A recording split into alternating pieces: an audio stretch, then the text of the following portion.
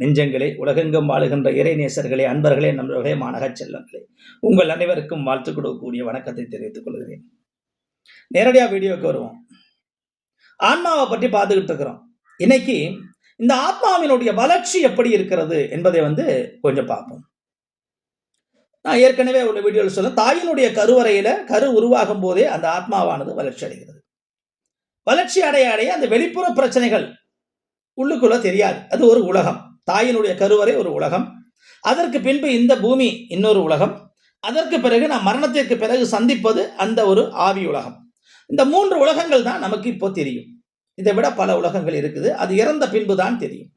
ஆகவே அந்த முதல் கருவறையில இருக்கின்ற பொழுதே அந்த ஆத்மாவினுடைய வளர்ச்சி என்பது தாயினுடைய செயல்பாடுகளை வைத்து தான் குழந்தை வளர்கிறது. அந்த வளர்ச்சி என்பது தாயினுடைய கருவறையிலேயே உருவாகிறது என்பதை மறந்துவிடக்கூடாது. இது முக்கியமா தாய்மார்களுக்கு. அதாவது கர்ப்பமாக இருக்கின்ற காலகட்டத்தில் அவங்க பேசுகின்ற வார்த்தைகள்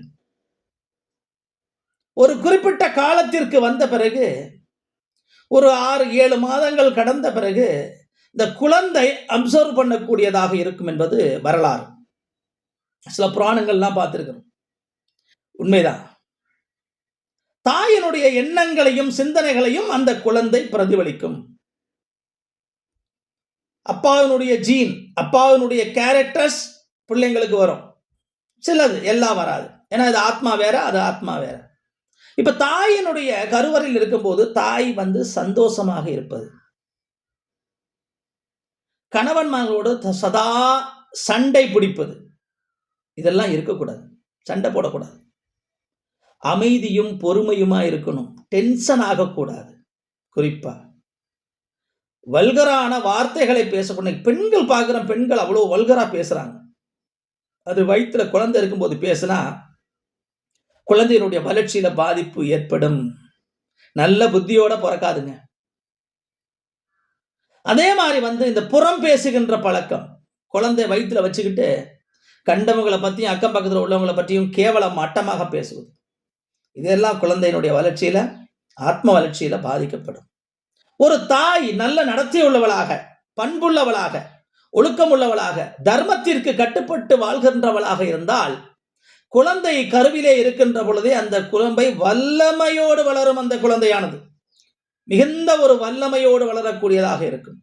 அப்ப வளர்ச்சி என்பது தாயினுடைய கருவறையில் இருக்கும்போது அந்த வளர்ச்சிக்கு பங்களிப்பவள் தாய்.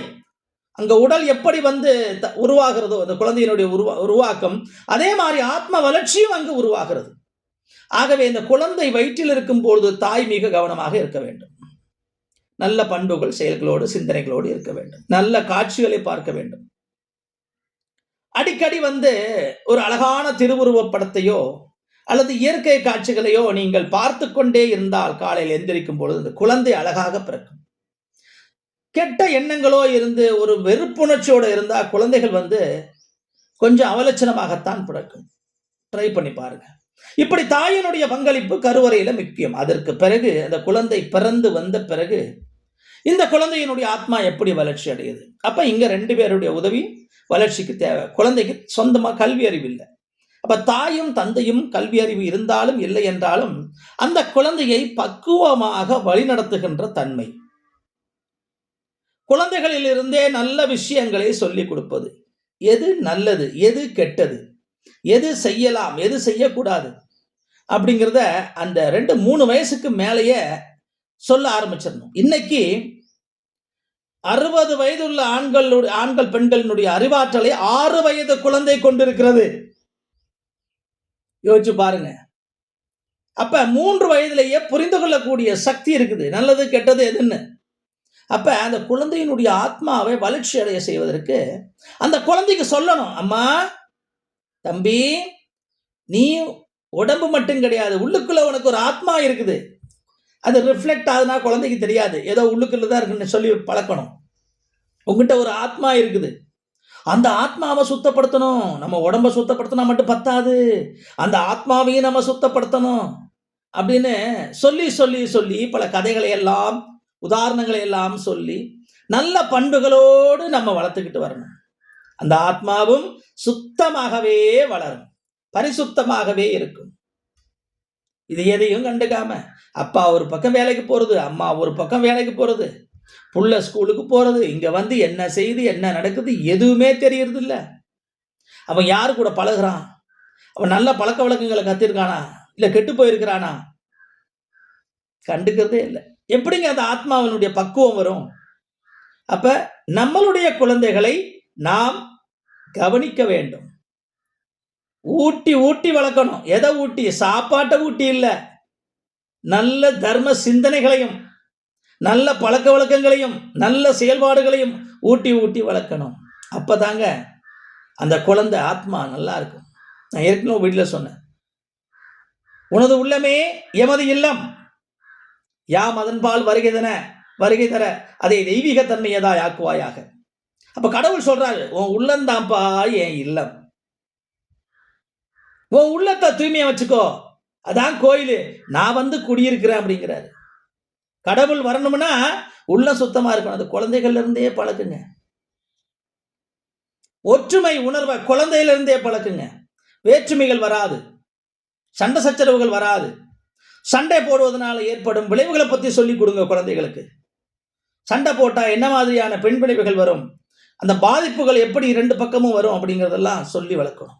அப்ப குழந்தை பருவத்தில் இருந்தே அந்த ஆத்மாவோடு அதனுடைய வளர்ச்சி தாய் தந்தையருக்கு பங்களிப்பு இருக்கிறது. இதை புரிஞ்சுக்கணும். ஸ்கூலுக்கு போறாங்க, ஸ்கூல்ல சில பாடங்கள் சொல்றாங்க, அங்க அது ஒரு டெக்னிக்கல் குவாலிஃபிகேஷன். இப்ப ஸ்கூல்ஸ்ல வந்து நன்னறி கல்விங்கிறது கொடுக்கறதே இல்லை. அவங்களுக்கு என்ன தேவை, ஏதோ அவங்க வர்றாங்க, டீச்சர்ஸ் குறிப்பிட்ட வந்து டெக்னிக்கலான பாடத்தை வந்து சொல்லி கொடுக்குறாங்க, சம்பளம் வாங்குறாங்க, போறாங்க. பிரைவேட் ஸ்கூல்ல இன்னும் அதை விட மோசம். அப்ப இது வந்து எல்லாமே ஒரு வியாபாரமா போயிடுச்சு. கல்வி கடமைக்காக செய்கின்றது. ஆரம்ப காலத்துல ஒரு குழந்தைய தனித்துவமா ஒவ்வொரு குழந்தையும் பார்த்து வளர்ப்பாங்க.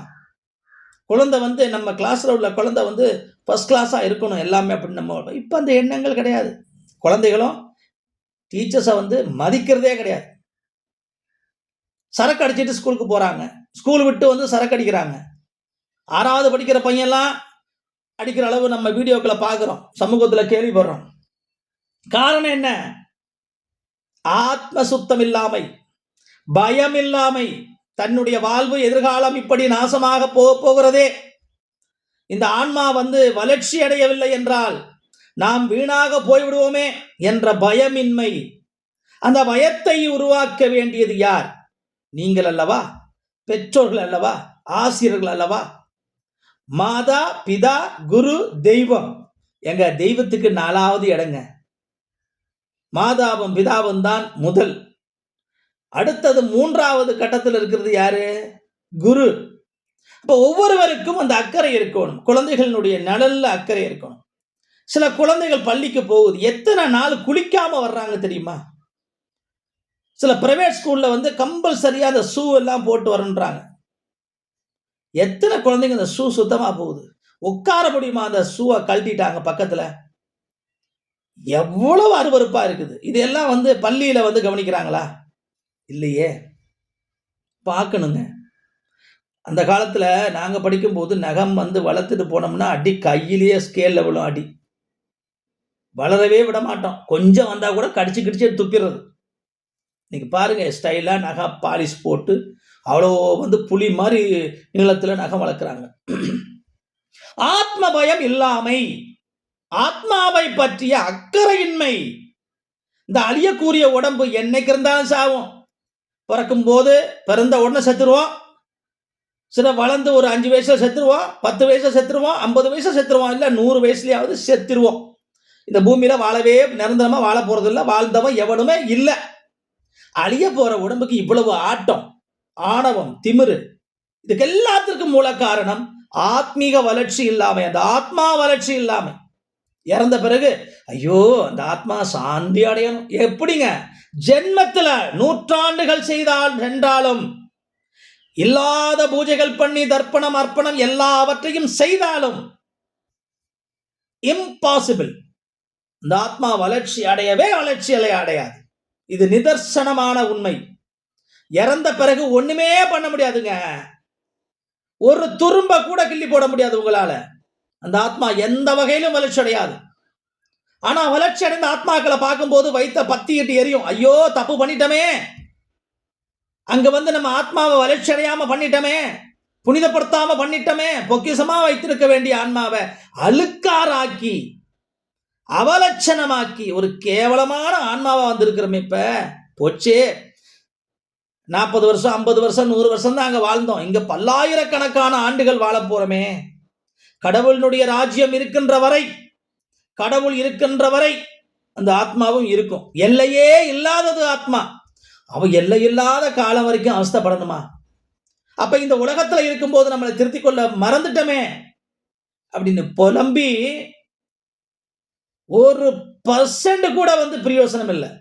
இங்க இருந்து என்ன பூஜனைகள் ஹோமங்கள் என்னெல்லாம் லட்சம் லட்சமா கோடி கோடியா செலவு பண்ணாலும் அந்த ஆத்மாவினுடைய வளர்ச்சி இருக்கவே இருக்காது. முடிஞ்சு போச்சு. உலகத்துல இருக்கின்ற பொழுதே அந்த ஆத்மாவை வளர்ச்சி அடைய செய்து புனிதமான பொக்கிஷமான ஆன்மாவாக வைத்தோம்னால் அந்த வளர்ச்சி அடுத்த உலகத்துல பல மடங்கு வளர்ச்சி, பல உலகங்கள் இருக்கிறது மரணத்திற்கு பிறகு. அந்த உலகங்கள்ல எல்லாம் போய் சீரும் சிறப்புமாக சர்வ சம்பத்தோட மகிழ்ச்சியோட மன நிம்மதியோட அந்த ஆத்மா இருக்கும். இந்த மகிழ்ச்சி மன நிம்மதி இதெல்லாம் எப்படிங்க வருது? அந்த ஆத்மா இருக்கிறதுனால வருது. செத்து போன பணத்துக்கு மகிழ்ச்சியாவது மன நிம்மதியாவது ஒரு புடலங்காயம் கிடையாது இந்த உடம்புக்கு. அந்த ஆத்மா இருக்கிறதுனால தான் இதெல்லாம் இருக்கு. இந்த மகிழ்ச்சியும் மன நிம்மதியும் தொடரும். பல நூறு பல்லாயிரம் லட்சக்கணக்கான ஆண்டுகள் தொடரும். முடிந்து போவதில்லை. வாழ்க்கை மரணத்தோடு முடிந்து போவதில்லை. வாழ்க்கையினுடைய ஆரம்பமே மரணம்தான். மரணத்திற்கு பிறகுதான் நிலையான வாழ்க்கை. அந்த நிலையான வாழ்க்கையில நிம்மதியா மகிழ்ச்சியா இருக்கணும்னா ஆத்மாவை சுத்தப்படுத்திக்கணும். ஆகவே ஆன்மா வளர்ச்சி என்பது இந்த உலகத்தில் இருக்கின்ற பொழுதே நாம் செய்து கொள்ள வேண்டும். சிறு குழந்தைகளாக இருக்கின்ற பொழுது தாய் தந்தையினுடைய பங்களிப்பு, வளர்ந்த பிறகு நம்மளுடைய சொந்த செயல்பாடுகளை மாற்றிக்கொள்ள வேண்டும். ஆகவே இந்த சம்பவத்தை நம்ம இன்னொரு வீடியோவா போடுவோம். அடுத்த வீடியோவில் தன்னுடைய ஆன்மாவை தானே வளர்ச்சி அடைய செய்து கொள்வது எப்படி அப்படிங்கறத 3வது வீடியோவில் பார்ப்போம். வீடியோ பிடிச்சிருந்தா எல்லோருக்கும் ஷேர் பண்ணுங்க. நன்றி, வணக்கம்.